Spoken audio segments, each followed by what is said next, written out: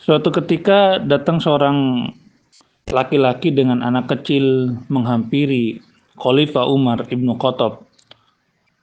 Lalu laki-laki itu mengatakan, "Duhai Amirul Mukminin, anak ini adalah anakku, namun dia durhaka kepadaku."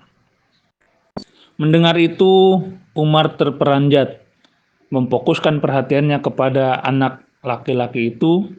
Lalu Umar bertabayun dan bertanya kepada sang ayah, apa yang telah dia lalaikan atau apa yang telah dia lakukan hingga engkau mengatakan bahwa dia adalah anak durhaka.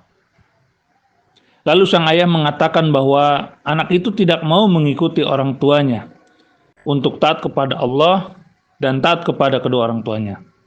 Seketika wajah Umar memerah, tanda bahwa sang khalifah marah. Dengan menahan emosi, sang khalifah bertanya kepada sang anak sebagai bagian dari metode tabayun, apakah benar yang ayahmu katakan itu?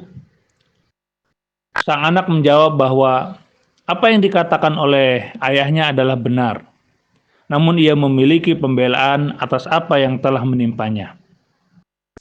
Anak kecil itu mengatakan kepada khalifah bahwa sesungguhnya ayahnya lah yang durhaka kepadanya, bukan dirinya. Mendengar itu, sang khalifah kaget, lalu bertanya, bagaimana bisa orang tuamu menjadi durhaka?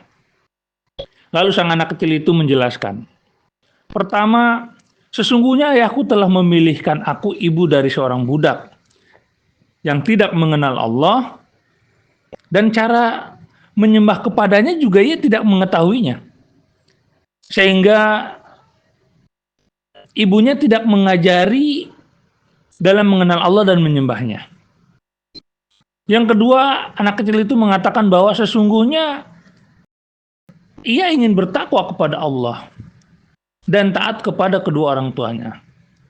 Namun sang anak tidak mengetahui cara menyembah Allah, cara mengenal Allah, dan cara berbakti kepada kedua orang tuanya.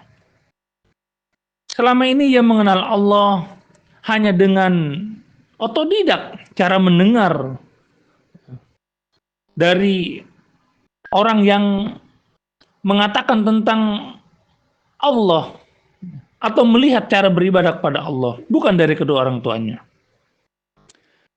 Maka mendengar itu, Khalifah Umar bertanya kepada sang ayah, benarkah apa yang dia katakan? Sang ayah mengatakan, benar. Kontan wajah Umar memerah dan spontan memukul kepala sang ayah dengan tongkatnya. Sang khalifah mengatakan kepada sang ayah, sesungguhnya bukan anak ini yang durhaka kepadamu, tetapi engkaulah orang tua yang durhaka kepada anakmu.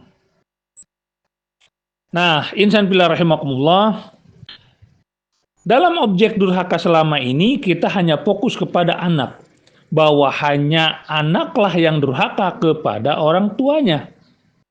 Kisahnya sudah banyak kita dengar, seperti Malin Kundang dari Ranah Minang, kisah si Lancang, anak durhaka dari Riau, ya, cerita anak-anak durhaka dari Mandailing, ya, terkait dengan kolam Sampuraga, kisah Alqomah dan sebagainya. Namun kita lupa bahwa proses durhaka itu berasal dari orang tuanya, yaitu dengan cara tidak memberikan pendidikan untuk mengenal Allah, tidak memberikan pendidikan cara menyembah Allah, tidak diberikan pendidikan cara berperilaku dan beradab, serta tidak mengajarkan cara berbakti kepada kedua orang tuanya. Bahkan saat ini orang tua lebih memfokuskan anaknya untuk memiliki keahlian dunia lebih penting daripada keahlian adabnya. Saat ini semua orang fokus kepada kesalahan anak. Ketika anak tidak mencintai agamanya, ketika anak suka mabuk-mabukan, ketika anak suka judi online, ya. Ini semua katanya dapat membuat malu keluarga mereka, tapi mereka tidak pernah melihat bahwa sesungguhnya yang salah itu adalah kedua orang tuanya yang tidak memberikan pendidikan yang layak semestinya. Bahkan saat ini, baru saja kemarin kita lihat di media sosial, di berita, tidak sedikit anak-anak membunuh ibu bapaknya sendiri. Atas kejadian ini kita selalu menyalahkan bahwa anak-anak adalah durhaka. Ya, kita hanya fokus kepada anak-anak, tapi tidak melihat bahwa ada hak anak-anak yang tidak dipenuhi, yaitu pendidikan Islamnya. Betul anak itu salah, namun lebih salah adalah orang tuanya. Kita lupa bahwa proses menjadi anak durhaka sebenarnya didominasi oleh faktor orang tua yang durhaka.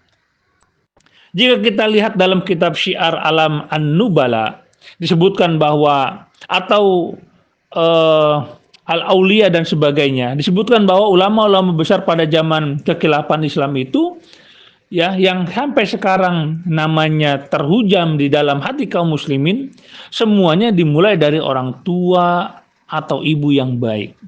Terutama mereka yang berkomitmen tidak memberikan harta syubhat, apalagi haram, serta mereka serius mendidik anak-anak mereka. Lihatlah Imam Syafi'i, lihatlah Imam Bukhari, dan ulama-ulama mutabar lainnya. Oleh karena demikian, jika kita ingin anak-anak menjadi soleh atau soleha, maka wajib bagi orang tua untuk menjadi soleh dan soleha pula, serta memenuhi hak anak-anak dalam hal pendidikan Islam. Namun sebaliknya, jika ibu bapak sekalian yang hadir di sini menginginkan anak-anaknya durhaka, gampang. Ini tipsnya. Apa tipsnya? Yaitu menjadi orang tua yang durhaka dengan cara mengabaikan hak-hak anak dalam hal pendidikan Islamnya.